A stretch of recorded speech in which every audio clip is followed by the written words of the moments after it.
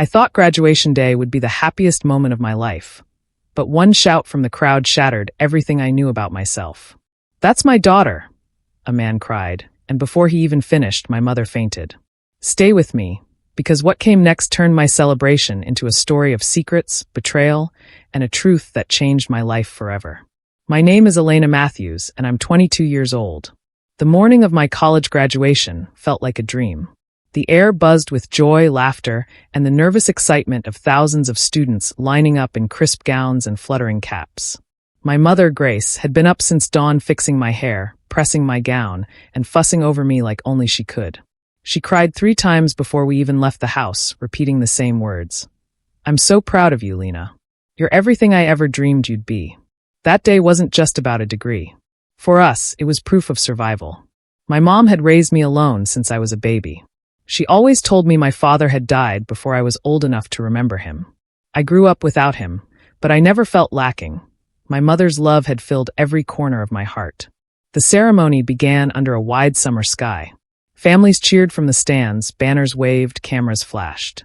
I spotted Mom in the crowd, her smile brighter than the sun, and my chest swelled with pride. This was her victory too. Names were called, one by one. Each step across that stage felt like walking toward a new life. When the dean shook my hand and placed the diploma in my grasp, I thought, this is it. Everything I've worked for. Everything Mom sacrificed for me. And then it happened. As I turned to face the crowd, a voice rose above the sea of cheers. Loud, clear, shattering. "That's my daughter." The words hit me like a thunderclap. My head snapped toward the sound, my smile frozen. A man stood near the back of the crowd, his arm raised, his face determined. He wasn't a stranger in the usual sense. Something in his eyes felt disturbingly familiar, like looking into a reflection I didn't know existed. Gasps rippled through the audience. I barely had time to process before I saw movement in the front row. My mother, who had been clapping and cheering moments earlier, suddenly went pale. Her hands trembled, her body swayed. Then she collapsed. A scream tore through me before I even realized it was mine. The crowd erupted into chaos, people rushing, voices calling for help, ushers pushing toward her. My diploma slipped from my hand as I fought my way off the stage, my gown tangling around my legs. "Mom!" I cried, dropping to the ground beside her. Her eyes were closed, her breathing shallow, her skin cold to the touch. Panic clawed at my chest. But even as I clutched her hand, my gaze flicked back to the man who had spoken. He hadn't moved. He just stood there, watching, his eyes locked on me with a mixture of sorrow and something else, something terrifying. Because in that moment I knew, he wasn't just some madman. He knew something about me. Something my mother had kept hidden my entire life. And I wasn't sure I wanted the truth. The sterile brightness of the hospital room was a cruel contrast to the joy that had filled my morning. I sat beside my mother's bed, still in my graduation gown, clutching her limp hand while the machines hummed and beeped. She had fainted on the spot, terrifying everyone, but the doctors assured me it was just stress and exhaustion. Stress? Exhaustion? I wanted to believe that, but I couldn't shake the look on her face before she collapsed. It wasn't just physical weakness. It was shock, fear, recognition. I replayed it in my head over and over. The man shouting. The words, "That's my daughter." The way her entire body seemed to crumble the moment she heard them. My chest tightened. When Mom finally stirred, hours later, I leaned forward so quickly my chair squealed against the floor. "Mom, can you hear me?" Her eyelids fluttered, and she gave me a faint smile. "Lena, you're still here." "Of course I'm here." My voice broke, half from relief, half from anger I didn't yet understand. "You scared me to death." She squeezed my hand weakly, but her eyes darted away. "I'm fine now. Just tired." I hesitated. The question burned my tongue, demanding release. "Mom, that man. Who was he?" Her hand twitched in mine. She froze, her breathing shallow, and for the first time in my life, she wouldn't meet my eyes. "You must have misheard," she whispered. "People yell strange things at events like that. Don't worry about it." Her denial was like ice water down my spine. Because my mother had never lied to me before. She might have sheltered me, even kept things vague about my father's death, but she had never looked me in the eye and told a bald-faced lie. Until now. I pulled back slightly, my pulse pounding. "Mom, I didn't mishear." He said, "That's my daughter." "And you." My throat closed for a second. "You fainted before he even finished." Her lips pressed tight, trembling. For a long moment, silence filled the room, broken only by the machines. Then, almost imperceptibly, tears welled in her eyes. I felt the world tilt. "Please," I whispered, my voice fragile. "Just tell me the truth. Who is he?" Before she could answer, the door creaked open. A nurse stepped in with a clipboard, smiling politely. Time for some routine checks. I swallowed my frustration, watching as the nurse adjusted wires and noted vitals. Mom closed her eyes, avoiding me entirely, as though retreating into herself. I clenched my fists. I'd waited 22 years to know my father. If he was alive, if everything I believed was a lie, I deserved to hear it from her. As the nurse finally left, I opened my mouth again.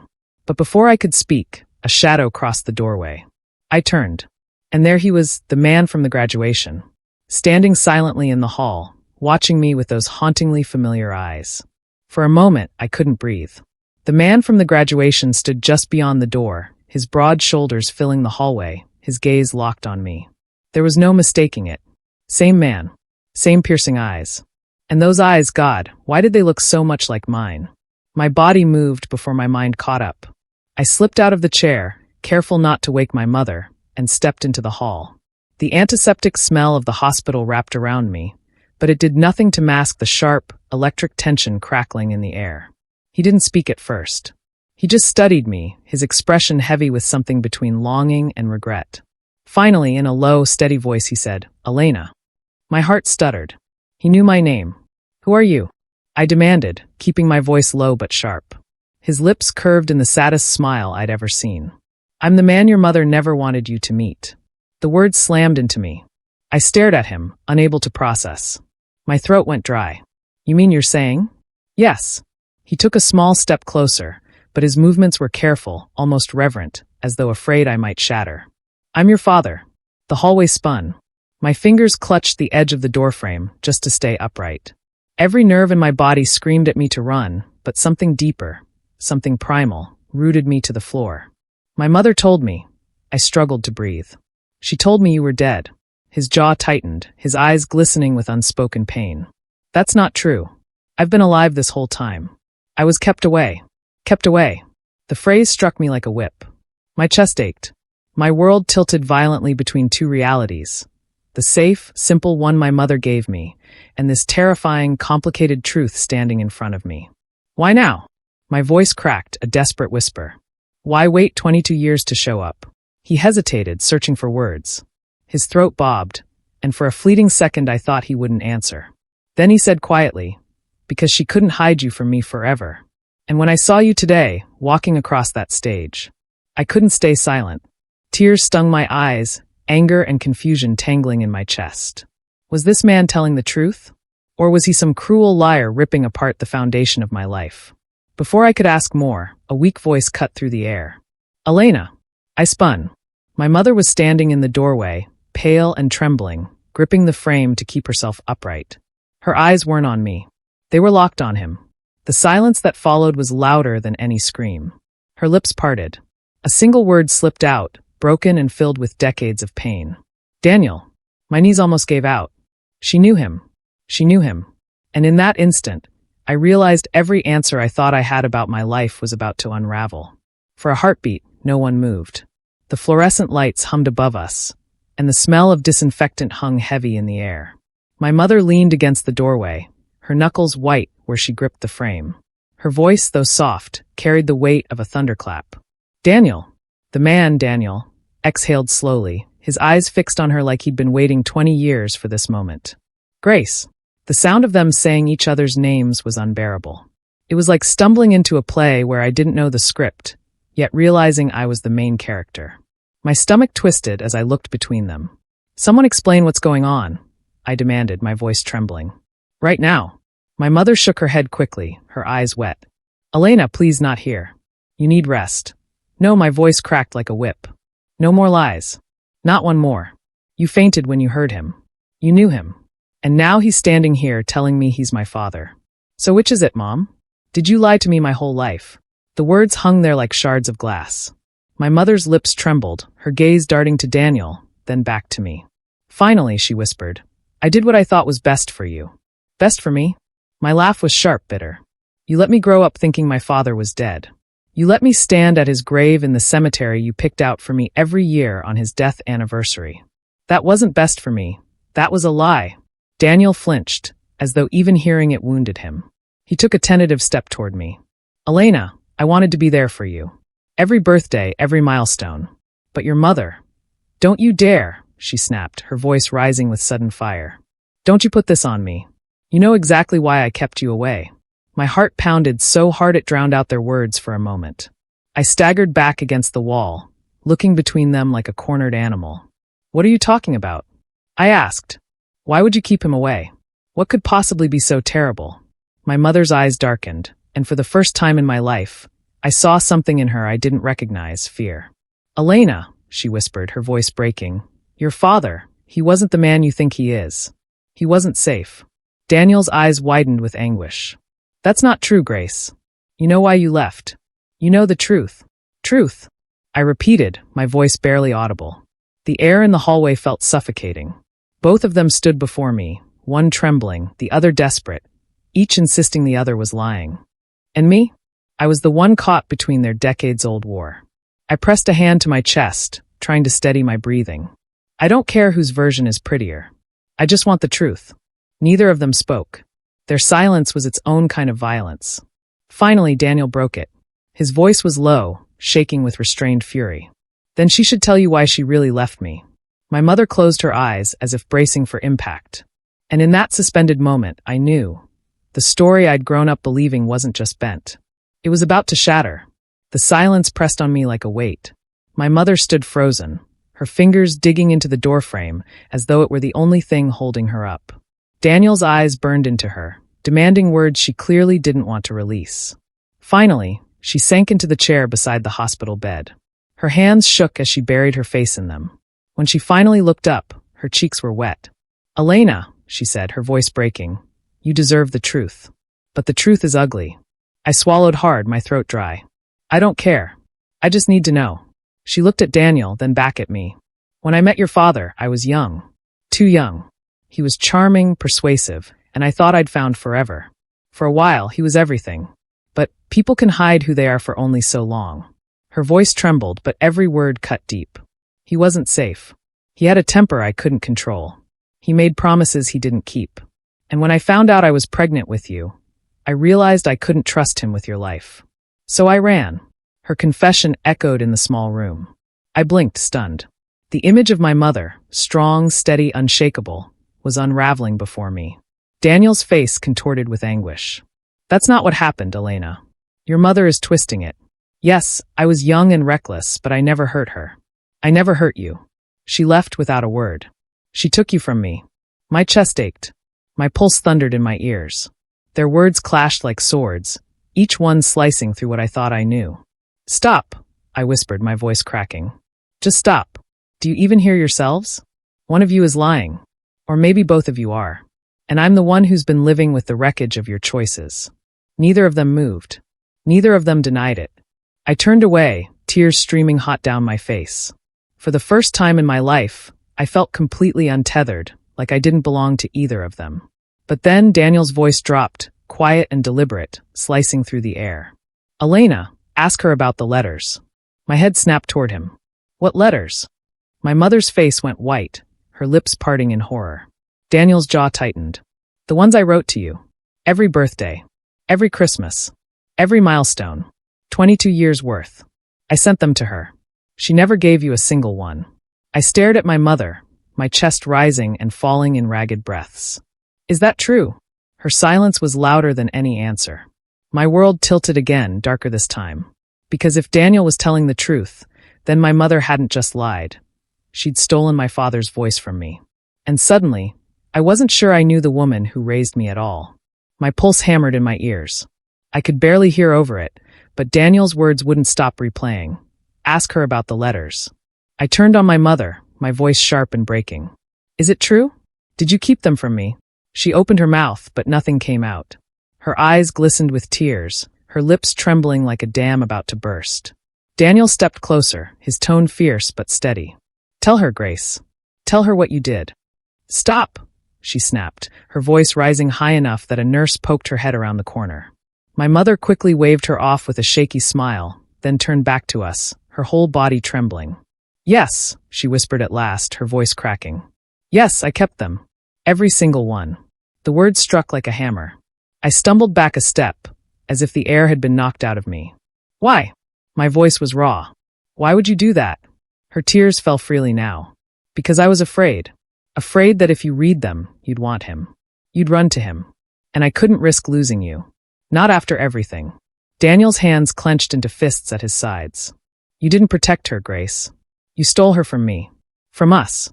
I pressed my palms against my temples, trying to make sense of the storm ripping through me.